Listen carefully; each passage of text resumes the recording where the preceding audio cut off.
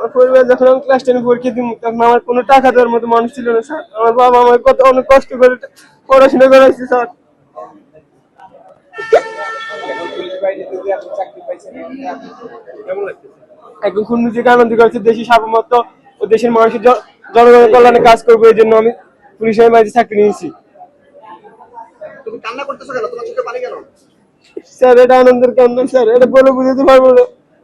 আমার বাবা একজন ক্যান্সার পেশেন্ট, তবে উনি এখন মোটামুটি সুস্থ আছেন, ওষুধের উপরে চলে। তো আমাদের পরিবারে ওরকম কোনো আয় করার মতো কোনো মানুষ নেই। তো আমি যেহেতু চাকরিটা পেয়েছি, তাই আমি আমার পরিবারের দায়িত্ব নিতে চাই, তাদের পাশে দাঁড়াতে চাই। আমার নাম মোহাম্মদ রিয়াদুল ইসলাম। আমার বাবা একজন কৃষক। আমরা 6 ভাই বোন।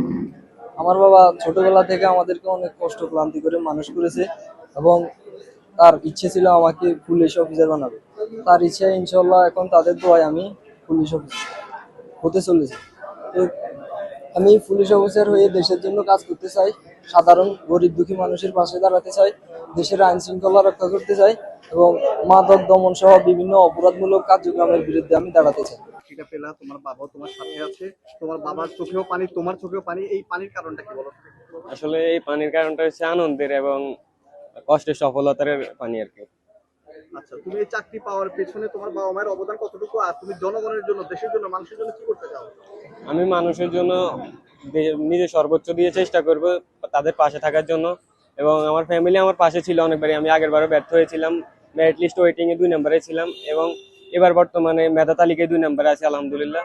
তো আমার ফ্যামিলি আমাকে অনেক উৎসাহ দিছে যে না পারবি, ইনশাল্লাহ একবার ব্যর্থ হয়েছে কি হয়েছে, আবার চেষ্টা করবি, ইনশাল্লাহ হবে।